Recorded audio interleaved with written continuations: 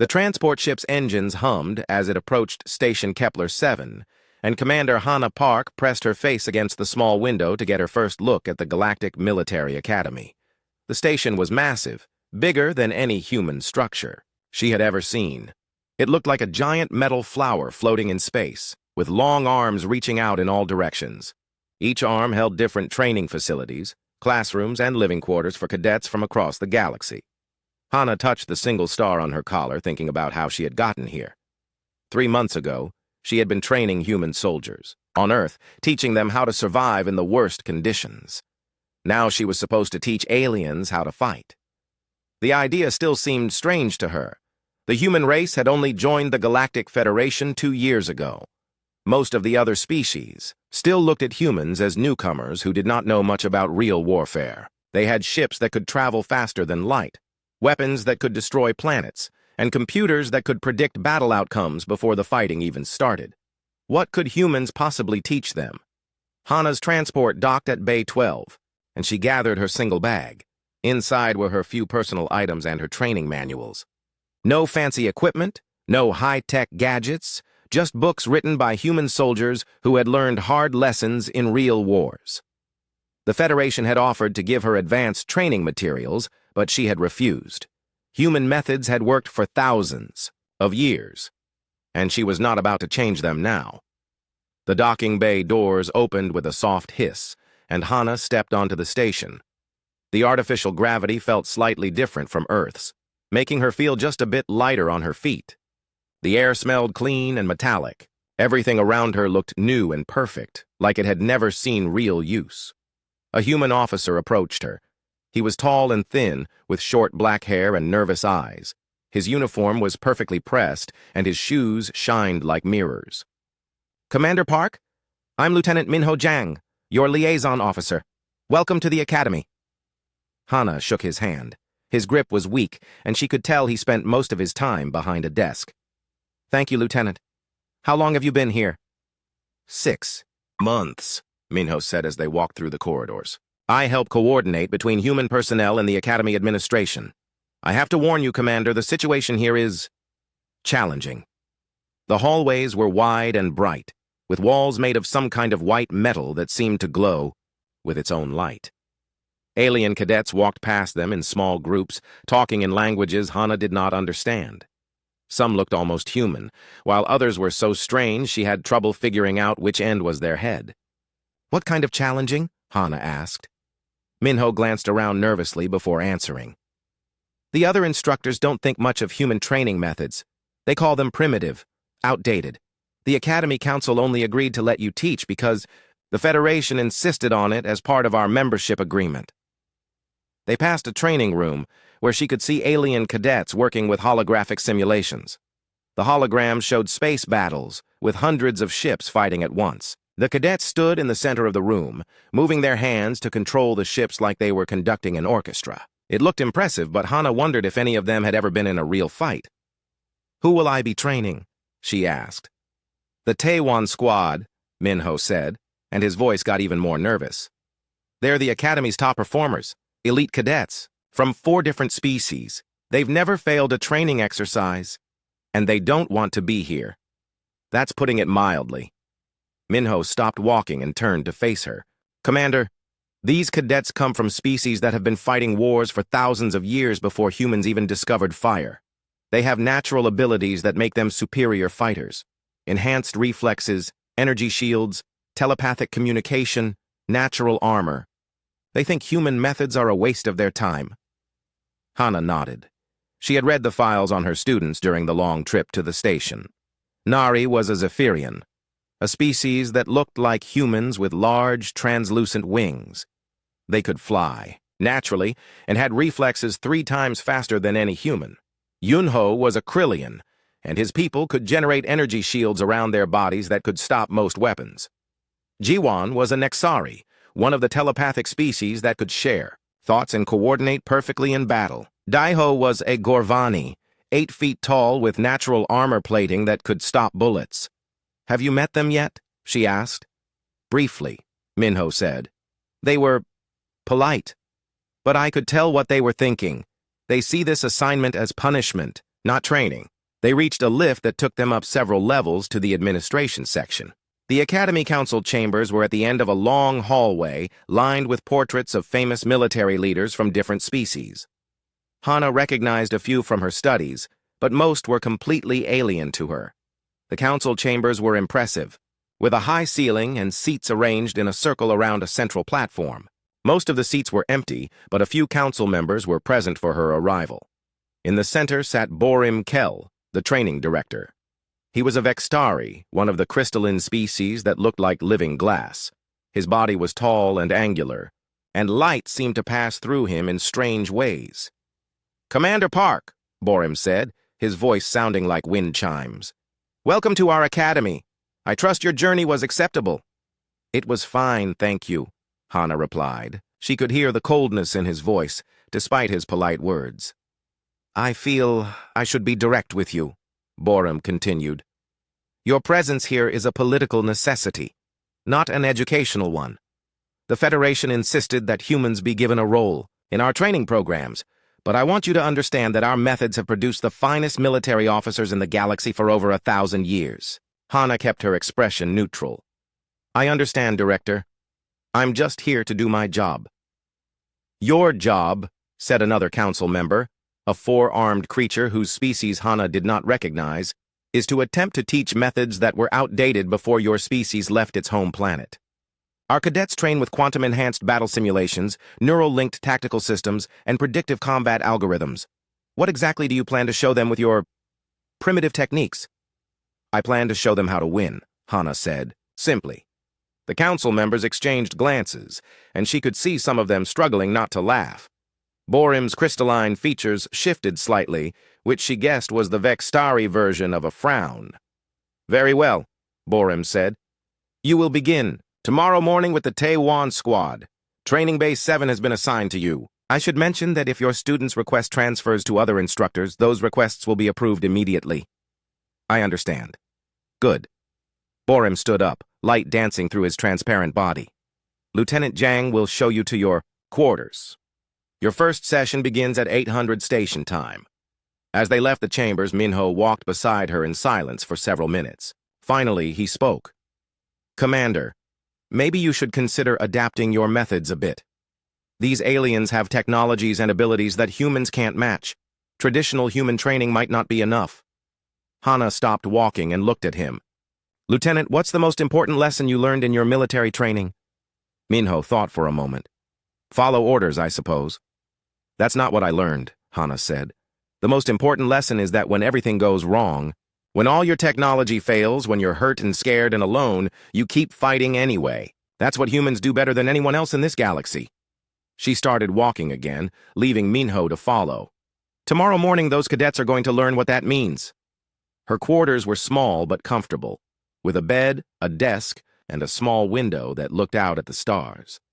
Hana unpacked her few belongings and sat on the bed to review the files on her students one more time. Each of them came from elite military families, had top scores in all their classes, and had never experienced real failure. That was going to change.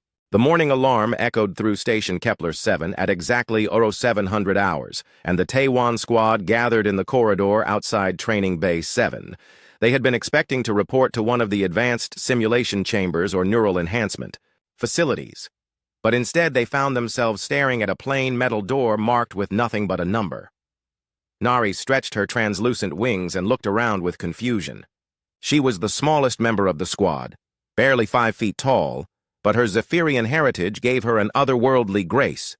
Her wings caught the artificial light and scattered it in rainbow patterns across the walls. "This cannot be right," she said in her musical voice. "Advanced tactical training is supposed to be in the quantum simulation complex." Yunho checked his personal display device, the blue glow from his energy field casting shadows on his face. The Krillian was built like a human athlete, but the constant shimmer of protective energy around his body marked him as something far more advanced. "The assignment is correct," he said. "Training Base 7, Human Instructor Park." Jiwan stood quietly. Beside them, her pale Nexari features showing no emotion. Her species communicated as much through telepathy as they did through speech, and right now she was sharing the squad's collective confusion with her teammates. The mental link between them hummed with questions and growing irritation. Dai-Ho said nothing, but his massive frame blocked most of the corridor. The Gorvani warrior stood over 8 feet tall, his natural armor plating a dull brown color that made him look like he was carved from stone. His 4 arms hung at his sides, each one strong enough to crush steel. The door to Training Base 7 opened with a simple mechanical sound, nothing like the sophisticated sensors and force fields they were used to. The 4 cadets stepped inside and stopped in shock. The room was almost empty. Plain metal walls surrounded them, with no holographic projectors, no neural interface ports, no quantum battle computers. In one corner sat a collection of basic equipment that looked like it belonged in a museum. Ropes, weights made of actual metal, wooden barriers, and obstacles that appeared to be built by hand. "This is a joke," Nari said, her wings buzzing with agitation. "Where are the simulation controls? Where are the tactical displays?" Before anyone could answer, a human woman entered from a side door. She was smaller than any of them except Nari, wearing simple gray clothing that had no technological enhancements visible anywhere. No power armor, no energy weapons, no shield generators. The only thing that looked like a weapon was an old knife strapped to her leg, and even that appeared to be made of ordinary steel. "Good morning," the human said. "I'm Commander Park. You can call me Instructor." The 4 cadets exchanged glances. Up close, the human looked even less impressive. She was not particularly tall or muscular, and her equipment was so primitive it might as well have been from the Stone Age. How was someone like this supposed to teach elite warriors from advanced civilizations? "Instructor," Yunho said, his energy field flickering brighter as he spoke. "I believe there has been some mistake. We are enrolled in advanced tactical training, not basic physical conditioning." "There's no mistake," Commander Park replied. "This is advanced training. It's just not what you're expecting." Dai-Ho spoke for the first time, his voice deep and rumbling like distant thunder. "Honored Instructor, my people have been warriors for 10,000 years. We have studied every form of combat known to the galaxy. What can you show us that we have not already mastered?" Commander Park walked to the center of the room and turned to face them. "I can show you how to lose." The silence that followed was broken only by the soft hum of the station's life support systems. Ji-Won's telepathic abilities picked up the confusion and growing anger from her teammates, but she also sensed something else from the human instructor. Absolute confidence. "How to lose." Nari's voice rose higher, and her wings spread wider. "We are the top cadets in the academy. We have never lost a training exercise. Why would we need to learn how to lose?" "Because," Commander Park said calmly, "every warrior loses eventually. The difference between good warriors and dead warriors is what they do when everything goes wrong." Yunho stepped forward, his energy shield brightening. "Instructor, with respect, our training methods have produced successful military officers for centuries. We use quantum prediction models to anticipate enemy movements, neural networks to coordinate our attacks, and technological superiority to ensure victory. Why would we abandon proven methods for primitive techniques?" Commander Park nodded as if she had expected this question. "Those are all excellent tools when they work. But what happens when they don't? What happens when your quantum computers are destroyed? When your neural networks are jammed? When your technology fails and you're facing an enemy who doesn't fight the way your models predict?" "That does not happen," Dai-Ho said firmly. "Modern military technology is too advanced to fail." "Really?" Commander Park asked. "Has any of you ever been in actual combat? Not simulations or training exercises, but real fighting where people die?" The 4 cadets looked at each other uncertainly. All of them had top scores in combat simulations and tactical exercises, but actual warfare was rare in the current galactic peace. Most conflicts were resolved through negotiation or limited technological demonstrations. "I have," Commander Park continued. 15 years of it, and I can tell you that in real combat, everything that can go wrong will go wrong. Your equipment will break at the worst possible moment. Your communications will fail when you need them most. Your carefully planned tactics will fall apart as soon as the enemy does something unexpected. She gestured to the simple equipment around the room. This is what training looks like when you prepare for everything to go wrong instead of assuming everything will go right. Ji-won spoke up for the first time. Instructor, our telepathic coordination allows us to function as a perfect unit. We share thoughts and reactions instantly. How can primitive methods improve on that? Show me, Commander Park said. The four cadets looked at each other and shrugged. This would be easy. They arranged themselves in a standard formation with Ji-won at the center to coordinate their movements through telepathy. Yunho and Nari took flanking positions while Daeho moved to the front as their heavy assault specialist. Ji-won's mind reached out to connect with her teammates, creating the familiar mental link that allowed them to move and fight as one organism. Through the link, she shared tactical assessments, movement commands, and target priorities faster than any spoken communication could manage. They began a basic combat demonstration, moving through the room in perfect synchronization. Yunho's energy shields protected their flanks while Nari used her flight capability to scout from above. Daeho advanced like a mobile fortress, his armor deflecting imaginary enemy fire. Their coordination was flawless, each movement flowing seamlessly into the next. Very impressive, Commander Park said when they finished. Now do it again, but this time I'm going to interfere with your telepathic link. Before Ji-won could ask how a human could possibly interfere with Nexari telepathy, Commander Park pulled a small device from her pocket. It looked like nothing more than a basic radio, but when she activated it, Ji-won felt her mental connection to her teammates suddenly become fuzzy and distant. What is that? Ji-won demanded, panic creeping into her voice. Electromagnetic interference, Commander Park replied. Very simple technology. Now try your demonstration again. The second attempt was a disaster. Without their telepathic link, the four cadets could not coordinate their movements. They bumped into each other, called out contradictory commands, and moved like four separate individuals instead of a unified team. What had been a perfect display of tactical coordination became a confused mess. This is not fair, Nari protested. You are using technology to disrupt our natural abilities. Yes, I am, Commander Park agreed. And in real combat, your enemies will do the same thing. They will use every advantage they can find, every weakness they can exploit. They will not fight fair, and they will not give you time to adapt. She turned off the interference device, and Ji-won felt her telepathic abilities return. But the demonstration had shaken all of them. They had never considered what would happen if their most basic capabilities were taken away. This is what human training teaches, Commander Park continued. We assume that everything will go wrong, so we prepare for it. We train to fight when we're injured, when our equipment is broken, when we're separated from our teams, and when we're facing enemies who use tactics we've never seen before. Yunho's energy field flickered uncertainly. But instructor, you said you could show us how to lose. We do not understand. Commander Park smiled for the first time since they had met her. Learning how to lose means learning how to keep fighting, even after you've been defeated. It means understanding that a battle is not over just because your first plan failed, or your second plan failed, or your equipment was destroyed. Human warriors have a saying, the enemy gets a vote. No matter how good your plan is, the enemy will try to ruin it. She walked over to the simple equipment in the corner and picked up a length of rope. 10 minutes, she said. Give me 10 minutes to show you what human training produces. If you're not convinced after that, the first thing that shocked the Taewon squad was how fast the human moved. Commander Park had seemed small and unremarkable just seconds before, but now she moved with a speed and precision that caught them completely off guard. She did not charge at them like a typical warrior would, and she did not use any weapons or technology.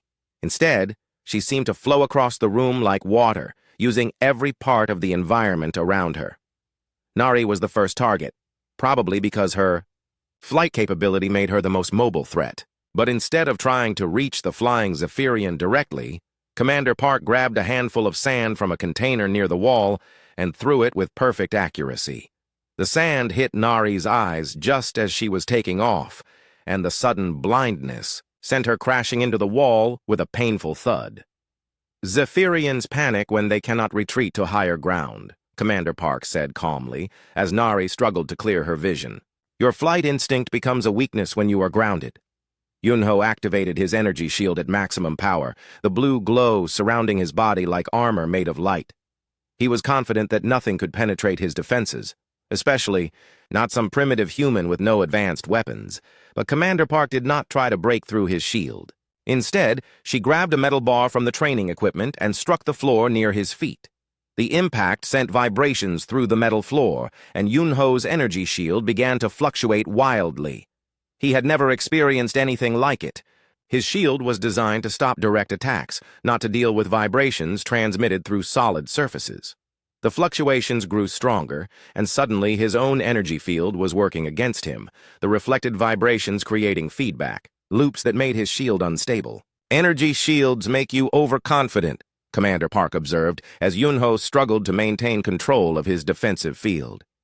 "You have never learned to fight through pain because you have never had to feel it." She struck the floor again, harder. This time, and the feedback through Yunho's shield sent waves of discomfort through his nervous system. It was not exactly pain, but it was deeply unpleasant, and his Krillian physiology had no experience dealing with such sensations. Jiwan tried to use her telepathic abilities to coordinate a response, but Commander Park pulled out the interference device again. The electromagnetic static that filled the room made telepathic communication impossible, and Jiwan found herself cut off from her teammates for the first time in her life. Telepathic species become isolated when their mental links are severed, Commander Park said, advancing on the confused Nexari. "You have never fought truly alone." Without her telepathic connection, Jiwan felt vulnerable and afraid. Her species had evolved to work as a collective, sharing thoughts and emotions across their mental networks. Fighting without that connection was like trying to see with her eyes closed. She threw a clumsy punch at the human instructor, but Commander Park easily stepped aside and used Jiwan's own momentum to send her sliding across the floor. That left Deho, the massive Gorvani warrior who stood over 8 feet tall and weighed nearly 600 pounds. His natural armor could stop bullets, and his 4 arms gave him a significant advantage in hand-to-hand combat. He was confident that his size and strength would be more than enough to handle one small human. Deho charged forward, his 4 arms spread wide to grab the human instructor. But Commander Park did not try to match his strength or stand her ground.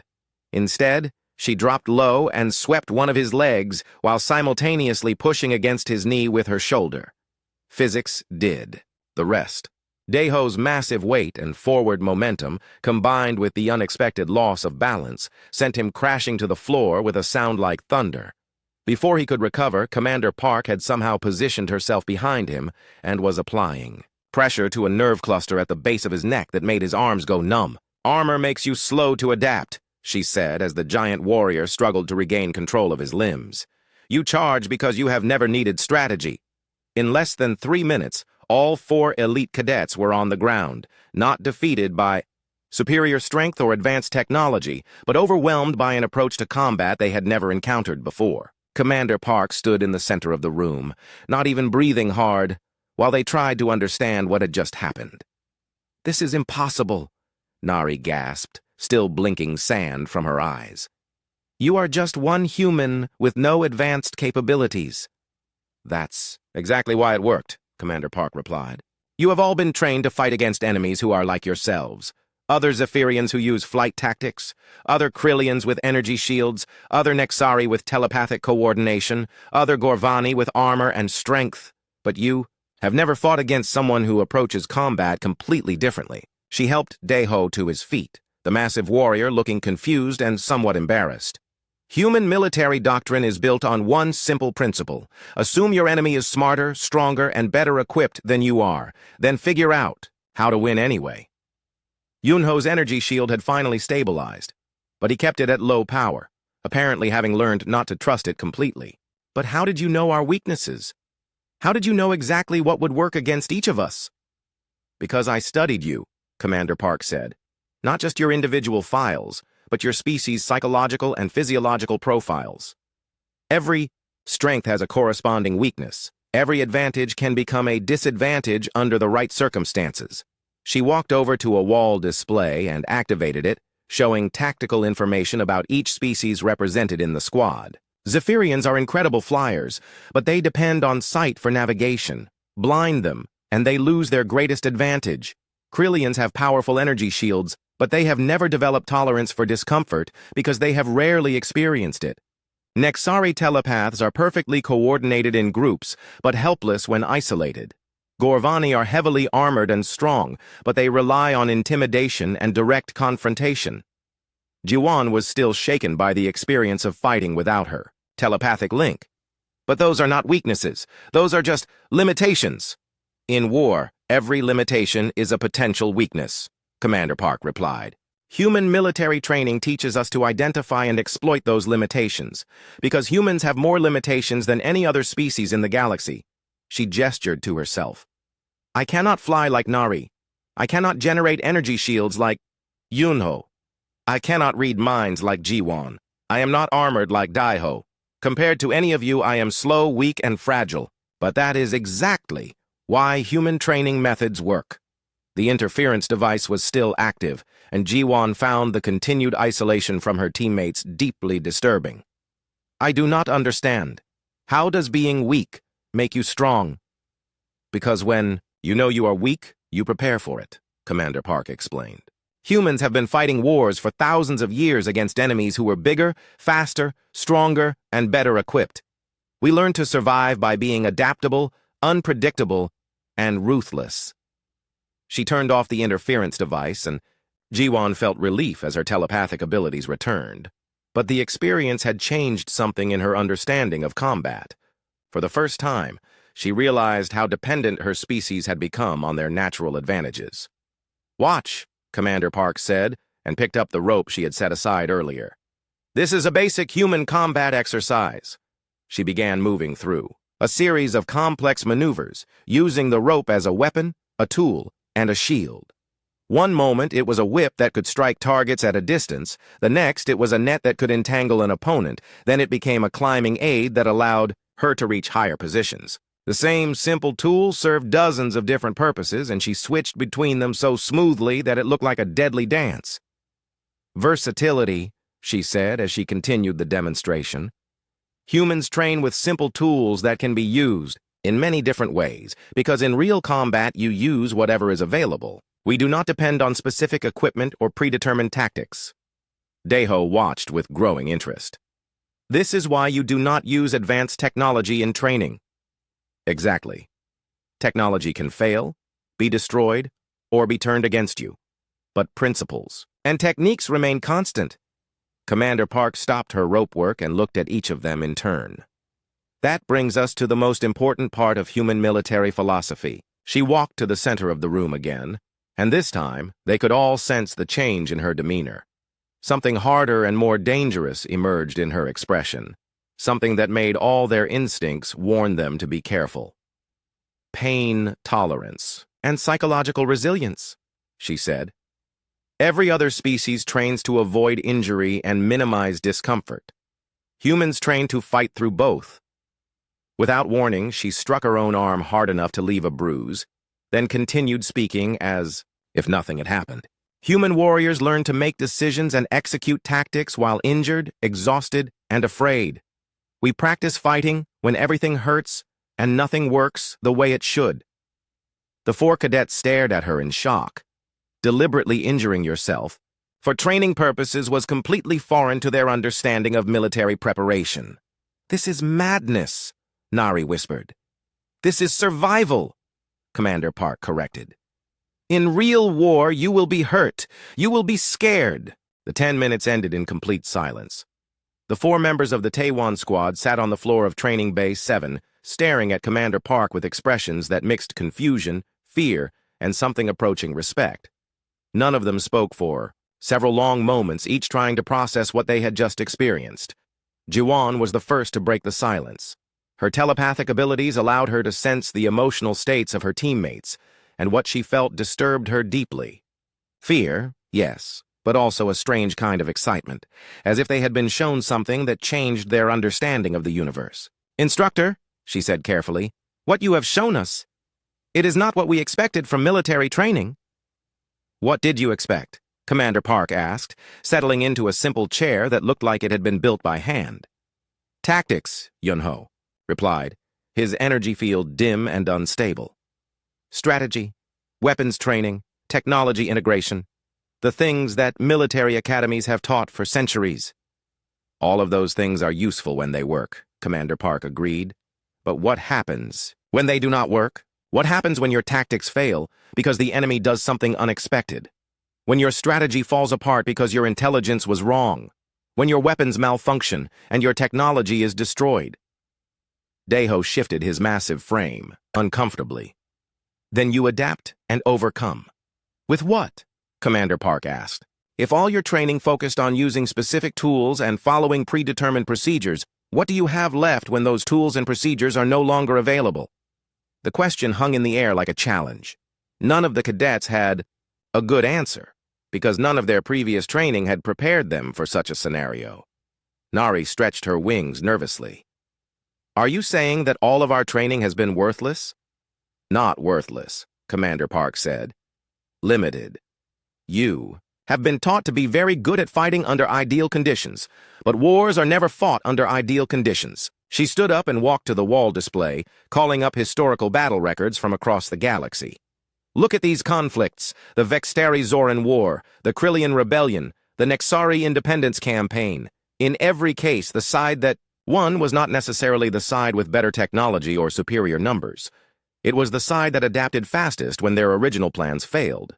The display showed tactical analyses of famous battles, highlighting moments where unexpected developments had changed the outcome. In battle after battle, the pattern was the same. Rigid adherence to established doctrine led to defeat, while flexibility and adaptation led to victory. This is why the Academy Council brought me here, Commander Park continued. Not because they respect human methods, but because they are starting to realize that their own methods have limitations. Jawan felt a chill of understanding. You are talking about the reports from the Edge systems, the unknown enemy that has been defeating Federation forces. Commander Park nodded grimly. 3 different species have sent fleets against them. All 3 fleets were destroyed. The enemy seems to adapt instantly to any tactic used against them, as if they know exactly what the Federation forces will do before they do it. The implications of this sank in slowly. If the Federation's standard military doctrine was predictable, enough for an unknown enemy to counter it consistently, then perhaps those methods were not as advanced as everyone believed. How long? Deho asked quietly. How long have humans been preparing for this kind of warfare?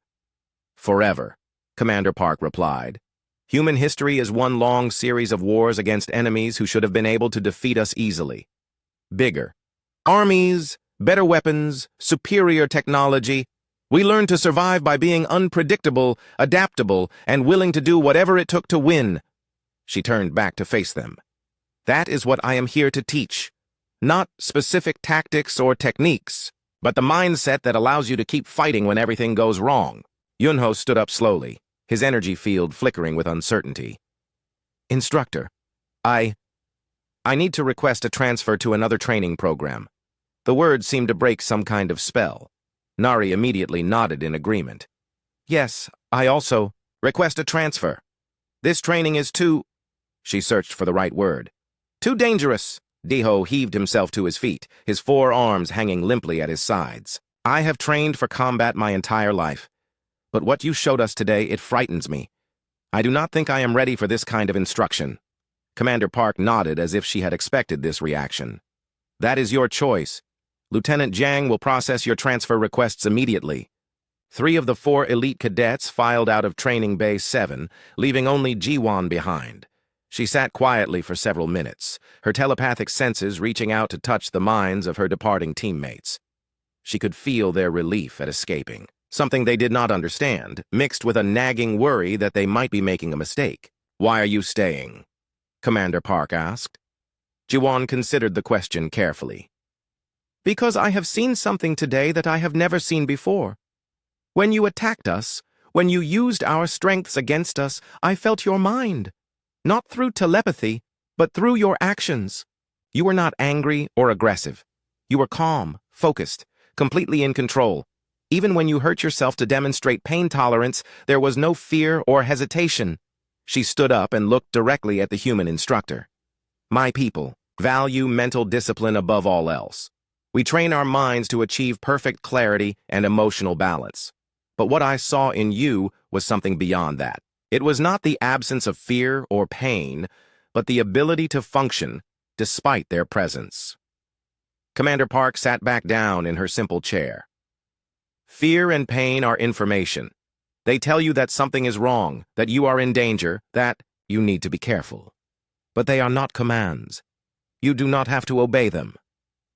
How do you learn that? Practice. Lots of practice. Commander Park's expression became more serious. But I have to warn you, Ji-won. If you stay in this program, it will change you. You will not be the same person you were when you started. Some people find that change disturbing. Ji-won thought about her teammates, now probably filling out transfer, paperwork, and trying to forget what they had experienced. What kind of change? You will stop depending on your natural advantages, Commander Park explained. Right now, you rely on your telepathic abilities for almost everything. Communication, coordination, emotional support. But what happens when those abilities are not available? I do not know. Exactly. And that uncertainty terrifies you, just like it terrified your teammates. Human training will teach you to be effective even when you cannot use your telepathic abilities. But learning that skill means accepting that your greatest strength might also be your greatest weakness. Ji-won felt a flutter of the same fear that had driven her teammates away, but she also felt something else, curiosity. What would the training involve? Everything you experience today, but much more intensive. Physical conditioning to build endurance and pain tolerance. Mental exercises to maintain focus under stress. Tactical training with simple equipment. And improvised weapons. Survival skills for hostile environments. And psychological preparation for situations where everything goes wrong at once. The human instructor paused, studying Ji-won's expression carefully. But the most important part will be learning to think like a human warrior. Learning to see weakness as an opportunity, limitation as a challenge, and failure as a learning experience. How long would such training take? Months. Maybe longer. Human military training is not something you can rush. Commander Park leaned forward slightly. And I need to be completely honest with you about something else.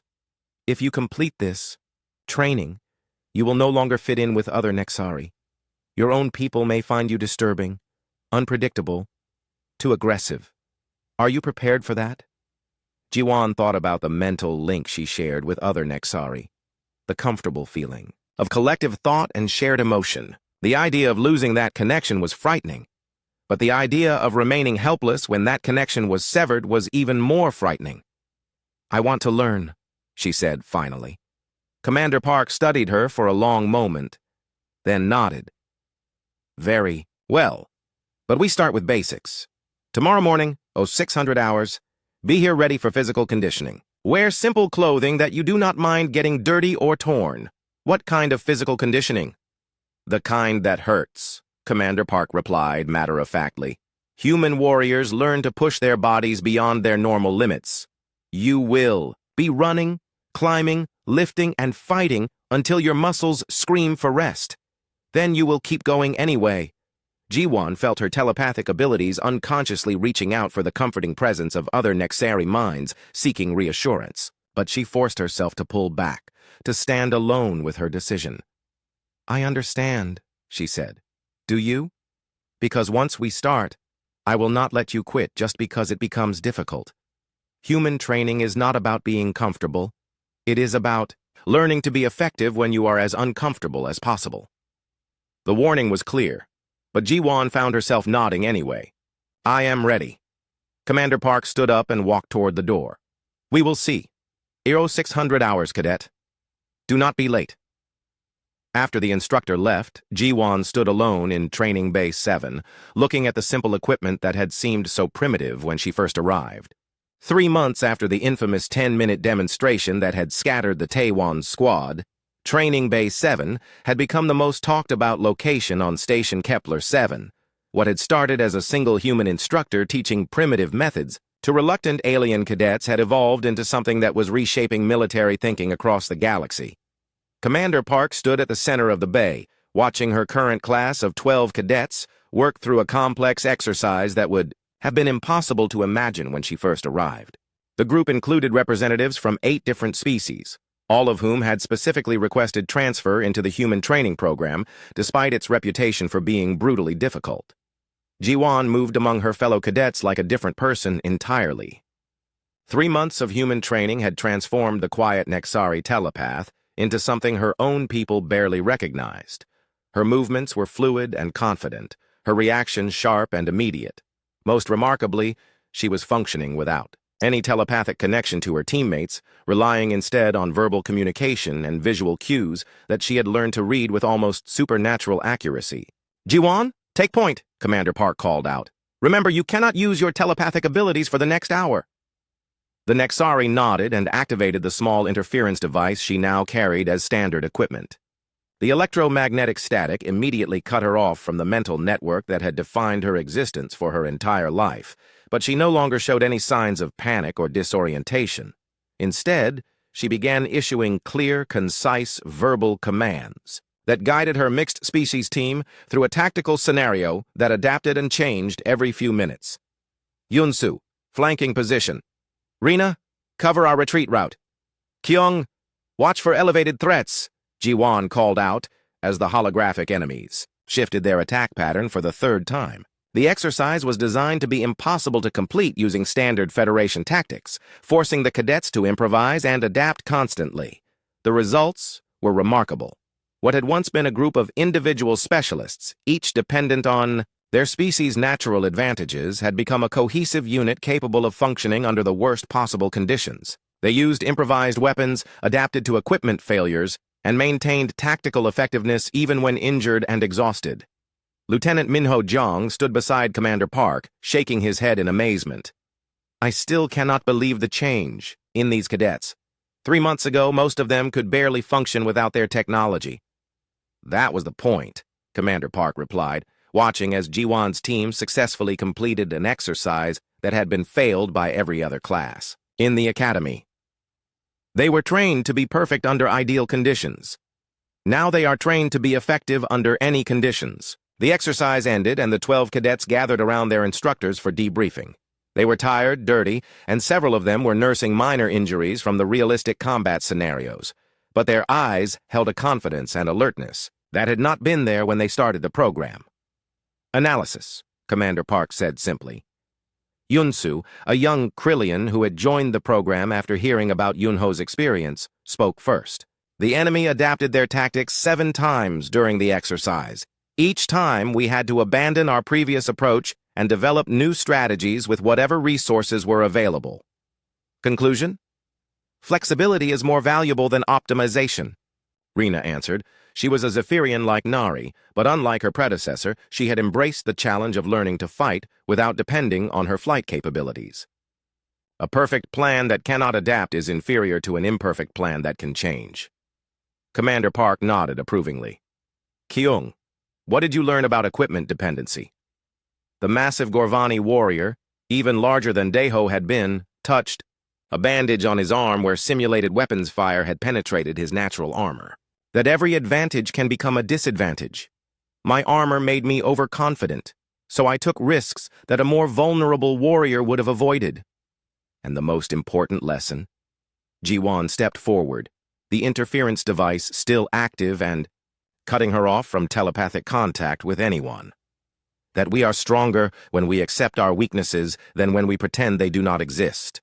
The debriefing was interrupted by the arrival of Training Director Borim Kell, his crystalline form reflecting the lights of the training bay in complex patterns. With him came several other Academy officials, all wearing expressions that mixed curiosity with concern.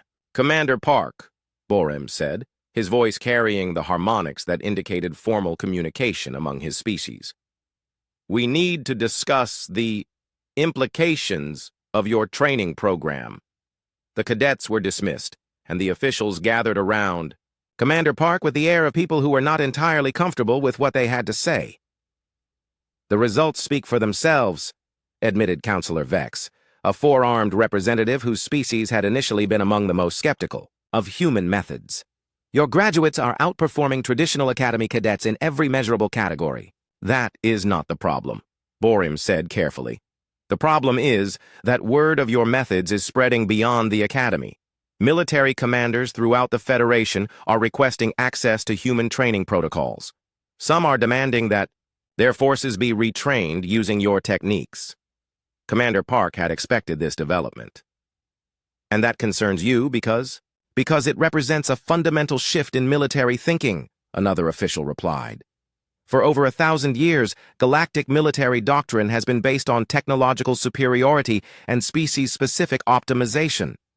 Your methods suggest that this approach is inadequate.